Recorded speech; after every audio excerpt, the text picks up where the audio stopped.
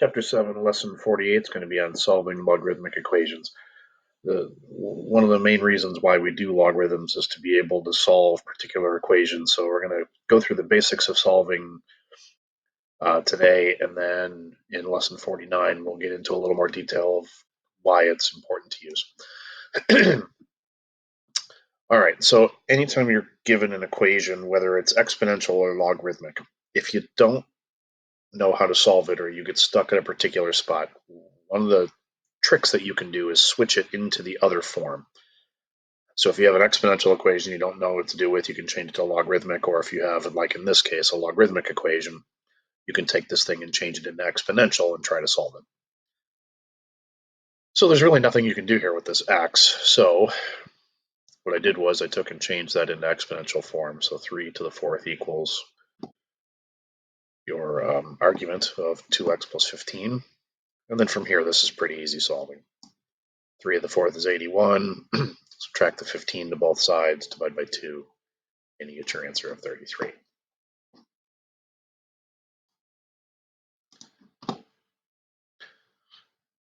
Sometimes don't make the problem harder than it is. So on this one, I've got logarithms on both sides. Both of them are log base 12. So what I'm going to do is I want this side to be log base 12 of stuff, and this side to be log base 12 of stuff, so I can set the two stuffs equal to each other. So remember our rule here, when you've got a term here in front, you can take that and move that as an exponent up here. So in order for this to be true, in order for these two logarithms to be equal to each other, the two arguments have to be equal to each other.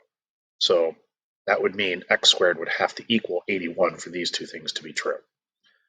So you're not you're not canceling the logarithms, you're not dropping the log, you're not getting rid of the logarithms, you're not crossing them off.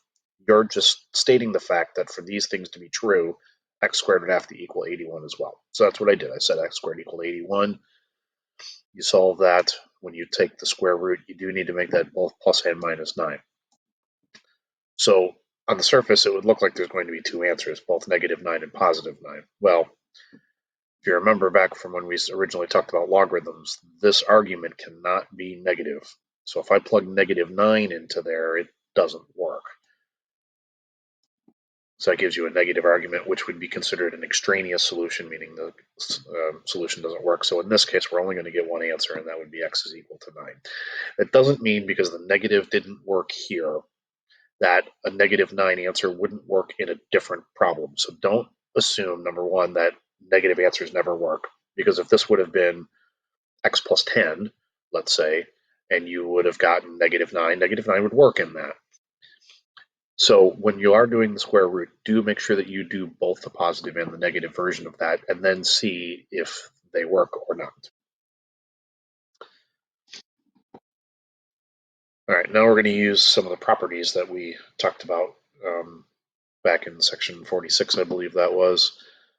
We're going to take these two and combine them together. So when you have two logarithms, same base, separated by a minus, you can combine them into one logarithm with multiplication. That's the product rule of logs. So I'm going to take those two, the x and the x plus 7, and multiply those together.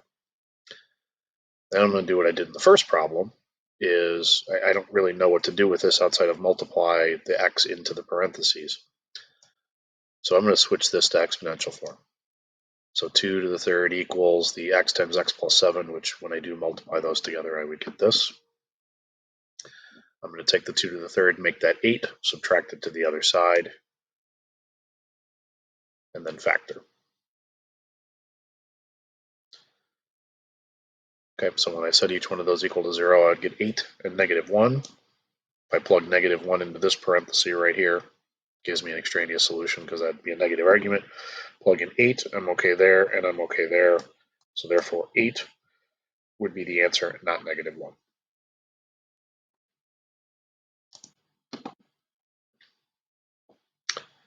What if they're subtracted? Again, got to make sure these are the same bases, which they are. I can combine those together by dividing the two arguments, quotient rule of logs. Then again, I'm going to switch this one into exponential form. So 4 to the first equals 2x over x minus 5. Then I cross multiplied, so if you need to put that, put that over 1, and then cross multiply. So 4 times x minus 5 is equal to 2x times 1, so just 2x.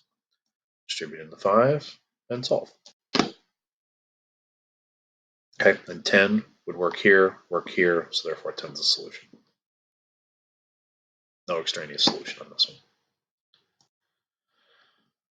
All right, so hopefully you can do some of the basics with solving logarithmic equations and maybe even whistle.